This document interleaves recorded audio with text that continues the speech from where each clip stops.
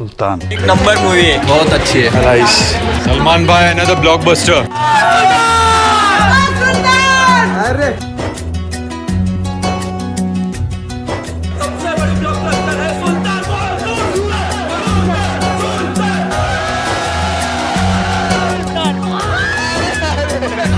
मुझे तो बहुत पसंद आई। सलमान खान ने धमाल कर डाला। जो काम किया है ना, पब्लिक पूरा पैसा वसूल। We want to invite a critic. Please call the boss in the movie. There are no flaws. It's the flawless movie. एक जो हम मेन स्ट्रीम फिल्म से उम्मीद रखते हैं वो सारी चीजें हमको इस फिल्म में मिलती हैं और मैं हंसा भी रोया भी। भाई रेसलिंग छोड़िए, लड़ना नहीं भूला।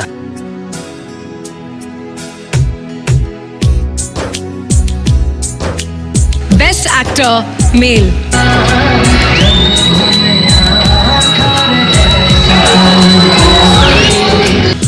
Of course, Salman Khan for Sultan.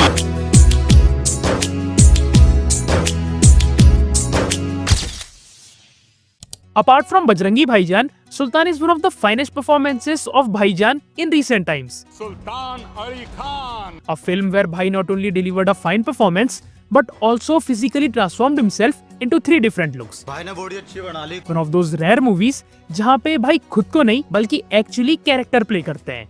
Sultan is such an entertaining film जिसे कि मैंने इस वीकेंड पे रीवॉच किया and in today's episode we'll talk about it.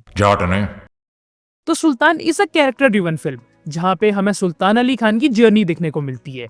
In the start of the film जो इंट्रोडक्शन हमें सुल्तान का मिलता है उससे हमें ये तो समझ में आ जाता है कि ही इज आवर हीरो.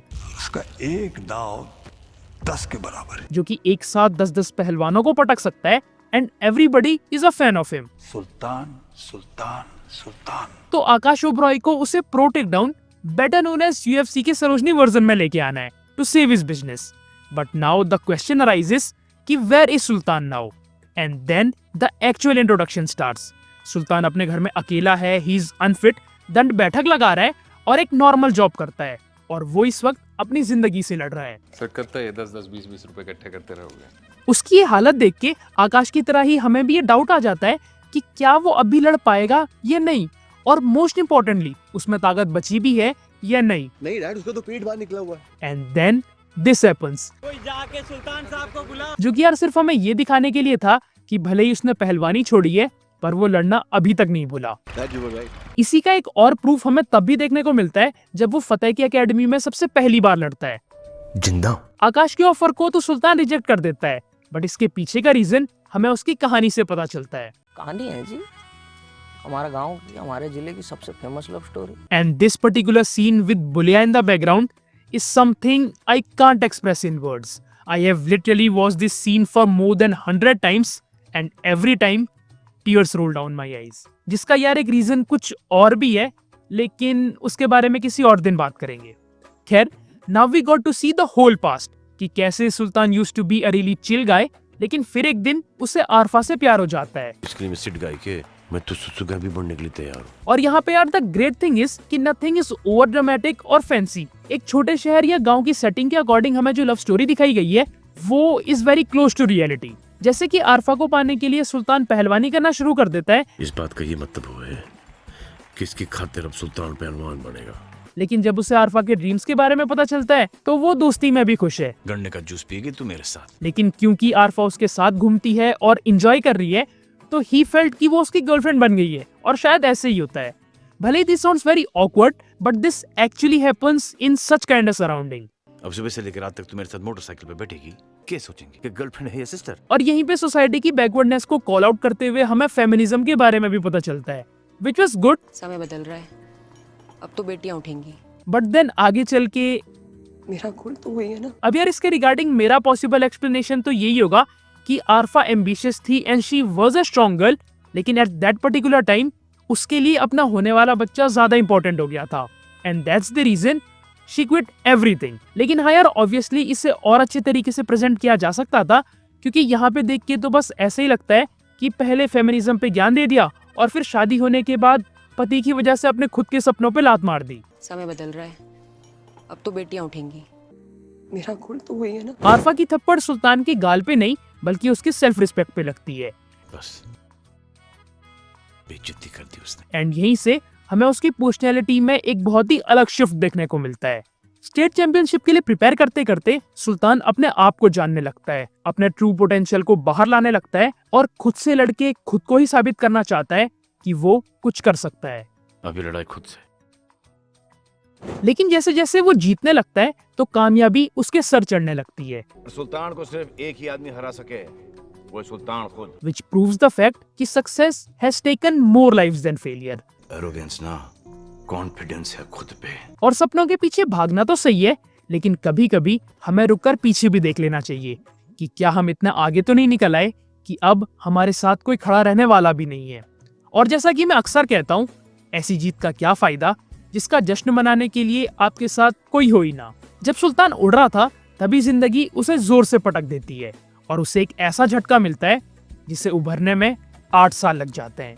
पूरी स्टोरी जानने के बाद हमारा रिएक्शन भी was just like that of Akash, but now it's clear that finally it is the comeback time। उनकी ये बात क्यों समझ में ना आ रही है कि सुल्तान आजकल मिट्टी में ना लड़ता।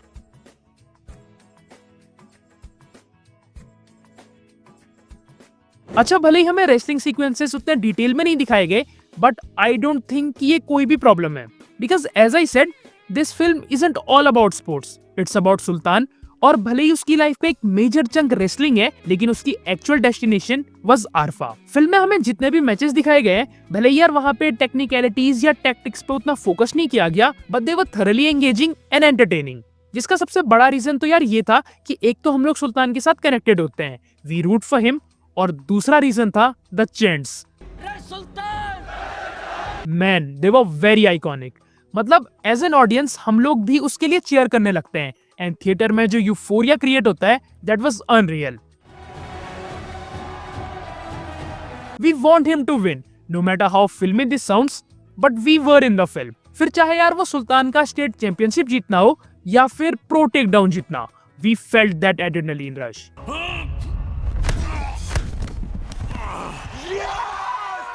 सुल्तान के ट्रेनिंग मोन्टाजेस को भी काफी अच्छे तरीके से दिखाया गया था, which are nothing less than pre workout for gym rats. अच्छा, फिल्म की एक काफी खूबसूरत बात ये भी है कि ये कभी भी बहुत ओवर द टॉप नहीं जाती, इट्स वेरी ग्राउंडेड। और भले ही सुल्तान का ओलंपिक जीतना काफी आसानी से दिखा दिया गया हो, but we can't deny the fact that we went with the flow. ऊपर से हीरो वर्शिपिंग भी नहीं होती, सिवाय भाई की फर्स्ट एंट्री के, which was good.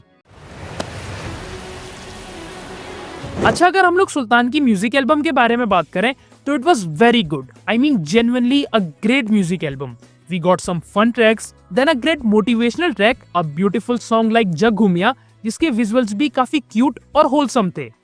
But my favourite is undoubtedly Bulleya, obviously due to some personal reasons as well। And now finally the performances।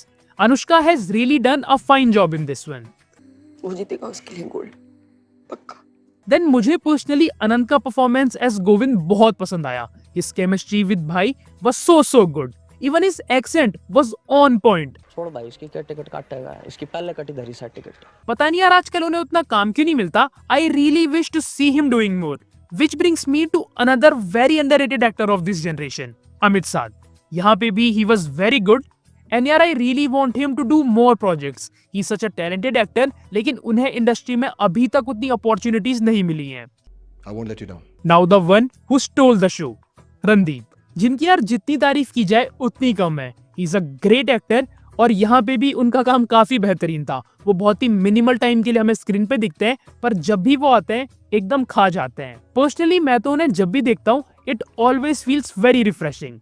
मेरा ये मानना है कि हीरो वो होता है जो हारता है, क्योंकि वही जानता है जीतने की असली value. So now finally, let's talk about भाईजान। He was phenomenal in the film।